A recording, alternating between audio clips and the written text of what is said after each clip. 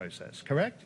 Well, Mark, I think there's a little bit of confusion. We may be looking at two different versions of the Constitution because mine actually has the 10th Amendment in it. And under the 10th Amendment, governors are expected to regulate their state's criminal justice system, including pardons. These individuals went through an incredibly rigorous and stringent process to be eligible for these pardons, including 10 years of being crime-free, obtaining a certificate of rehabilitation, and paying their debt to society. Well, wait a minute before we get to that, because in 20 years, from 1991, Arnold Schwarzenegger, Gray Davis, and Pete Wilson pardoned a grand total between them of 15 criminals, 15 pardons. That's 3/4 of a pardon per year.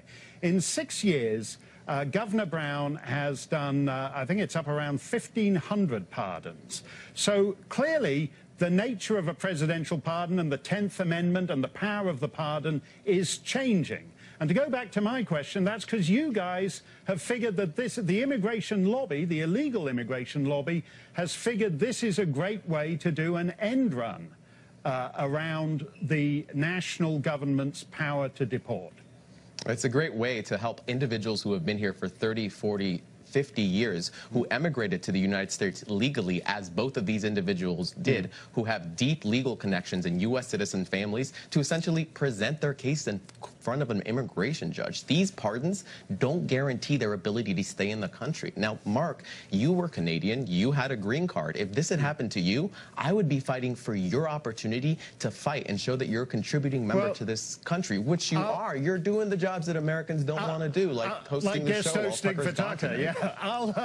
I'll take you up on that, because some twit at the border tried to deport my little daughter. There was no there's no kind of sentimentality about legal immigration in certain respects. But you know as well as I do that when a citizen commits a crime, you're stuck with the citizen. When a non-citizen commits a crime, he is at risk of deportation. So why is the immigration lobby so eager not even to deport criminals? If you want to change people's minds on immigration, wouldn't it help to actually show a willingness to deport gang members with the kind of conviction that one of these pardon recipients has? Well, generally, this administration isn't even prioritizing gang members and criminal aliens. Most of the people that it's going after are little girls with cerebral palsy in Texas, dreamers that get too close to the border, women seeking protective orders in courthouses. So when you say that conservatives are arguing for the deportation of criminals and other similar individuals, that's not even what this administration is doing. It's simply waving gang affiliation as a magic wand to try to turn America against the broader immigrant population.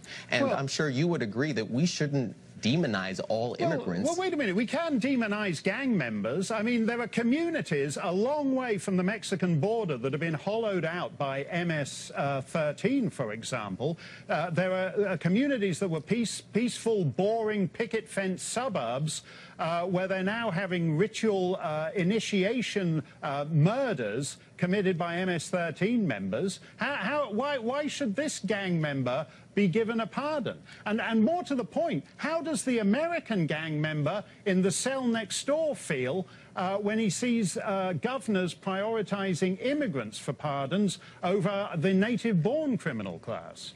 Well, in this case, Governor Brown also pardoned a wide variety of U.S. citizens. As long as you meet the stringent criteria, you're able to apply. And, Mark, I would argue that our country has historically always been committed to the concept of rehabilitation and paying your debt to society, which both of these individuals have done. By asking to be deported, these individuals are essentially being double punished. Wait a minute. A World War II veteran from the United Kingdom whose wife got sick and died in hospital, and he's in America, and he stayed with her to die in America, to watch her die in America. He was kicked out and banned from entering the country for 10 years for no crime other than staying with his sick wife. What people are worried about is there's a bifurcation here between a cosseting of the professional criminal class and the ruthlessness that you describe with cerebral palsy victims. You know, this administration has also consistently deported Mexican veterans, and I'd like them to return. I'd like the specific case that you mentioned to return. Now, if you want to be mad about pardons, be mad about the commutation that President Trump did last week for a meat packer who had exploited and trafficked 400 undocumented immigrants, including children. So what we're basically saying is we're fine with pardons for people exploiting immigrants, but not for the immigrants themselves. Come on, Mark. Well, you know, that's not where this stops, Jose. As you know, there's a strategy behind this, and that strategy has got the cooperation of a lot of Democrat governors and the immigration lobby. But thanks for coming on the show. Last week, Tucker reported on the biggest story of the year, the biggest story. Liberals have run out of racist statues to take down, so they've now moved on to racist trees. In the California desert, the city of Palm Springs wants to chop down a grove of 60-year-old tamarisk trees that stands between a golf club and a black residential neighborhood. If you're thinking, hey, wait a minute, aren't liberals supposed to be tree huggers? Well, yes, unless you're planting a racist tree. The city believes these trees were planted with racist intent. Others say it was to prevent some chap sauntering in his +4s from calling for his niblick and chipping that golf ball straight through your window. But that's always the cover for racism, isn't it? People don't go out and say, we're doing this for a racist reason. They go out and say, we're going to give you landscaping. In fact, we're going to landscape you right out of existence. And oh, by the way, these trees are going to protect you from golf balls.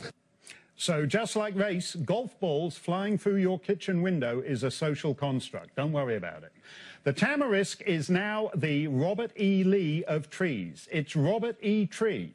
And liberals suddenly have no more desire to hug that tree than they do to hug Charlie Rose or Matt Lauer. The tamarisk is not just racist, it's nasty. The African-American, the black families whose properties are adjacent to those trees, and if you've done any research on the tree, you'll know that's one of the nastiest trees around, and it's also been declared an environmental disaster by the federal government. What? They grow to be 60 because feet it's tall, a wait, no, slow down. Now, well, hold on. Now, well, hold on. Because that tree is a foreign tree, you're calling it nasty? So to invert Barbara Walters, if this tree were a celebrity, what celebrity would it be? I am a nasty woman. The tamarisk is nasty and foreign.